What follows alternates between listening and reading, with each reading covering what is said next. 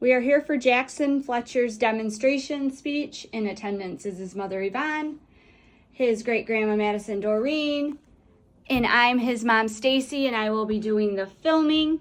All right. Now, this is my demonstration speech. Today I'm going to be showing you how to make some hopefully delicious no-bake cookies. This is a cookie that I've always grown up with in my life. My mom and my grandparents always used to make it, and it's been something that I've cherished. It's part of my childhood.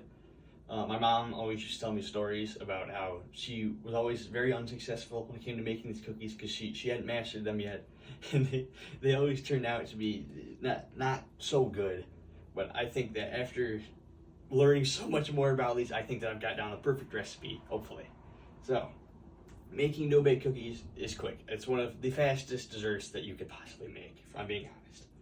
So first, I'm going to talk about gathering your ingredients. Second, I'm going to talk about combining your ingredients. And finally, I'm going to talk about how to serve your hopefully successful cookies. So, gathering your ingredients is quick. You don't need a lot. It's pretty much just the basics that you need for most desserts.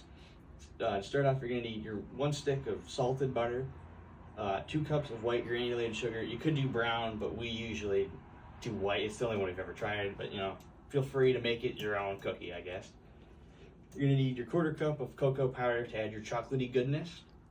You're going to need 1/2 cup of milk. This could be whole skim, 1%, 2%. It doesn't matter, but I'm pretty sure it has to be dairy. We usually just we've tried all the different ones. It doesn't matter, really. You need your 1/2 cup of creamy peanut butter. You could try it with the chunky, but I found that creamy seems to be my favorite, and it seems to mix the best with your other ingredients. You need 2 tablespoons of pure vanilla extract. You could use like the artificial kind, but I think that the pure tastes a lot better in my opinion. And you need 3 cups of quick oats. It has to be quick oats, or the cookies don't really seem to turn out because the ingredients don't mix well together. Because there's just something about the quick oats that's better. So, for your physical items or your like kitchen utensils, you're gonna need a spoon, preferably metal. We found that it just tends to work better compared to like the counterparts. You need a 3-quart saucepan, and this usually seems to be the perfect size for mixing your ingredients. And it's overall a good pan. You need your wax paper to put your final product, which hopefully is a successful cookie.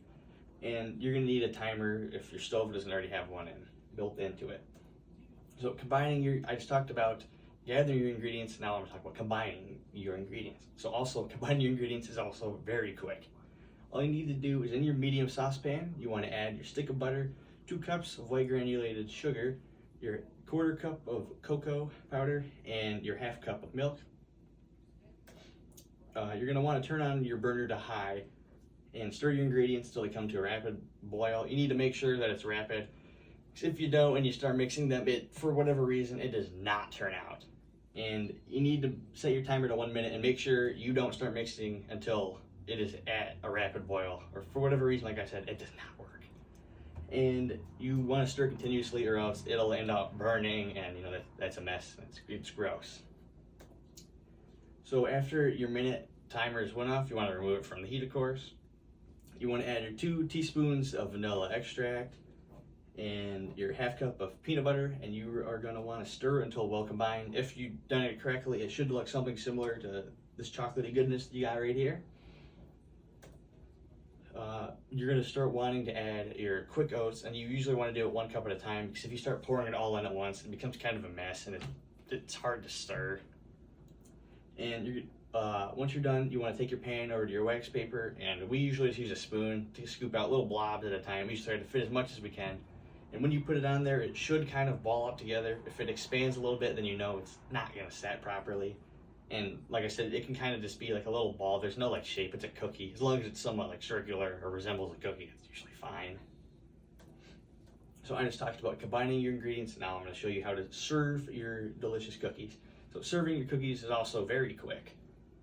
So you're going to want them to set in the wax paper for about 15 minutes so they can cool off and harden.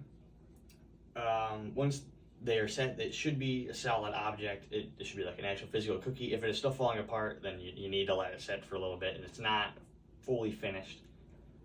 Your cookies, they can be stored in an airtight container. Preferably has to be airtight to expand your time that they're good for.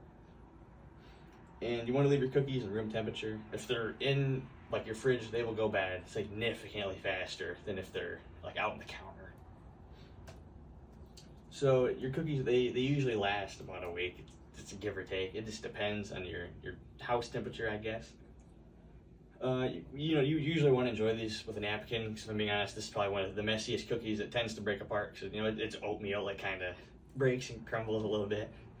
You don't need toppings. It's a cookie. I mean, unless you want a sugar overload, you could just add literally anything, but I think it's kind of gross, because they're already kind of sweet as they are with a lot of chocolate and peanut butter. I think it'd ruin it. You usually enjoy this with your hands. It's a cookie. You don't need like a fork or something like that unless you really want to. So making no-bake cookies is quick. First, I talked about gathering your ingredients. Second, I talked about combining your ingredients. And I just now finished talking about serving your hopefully delicious no-bake cookies that actually turned out. So, making no-bake cookies is quick. For the purposes of this presentation, my mom showed me how to make them. I've always grown up watching her make these cookies, but I never made them for myself until the other day, actually. I think they turned out pretty well for my first time actually baking something.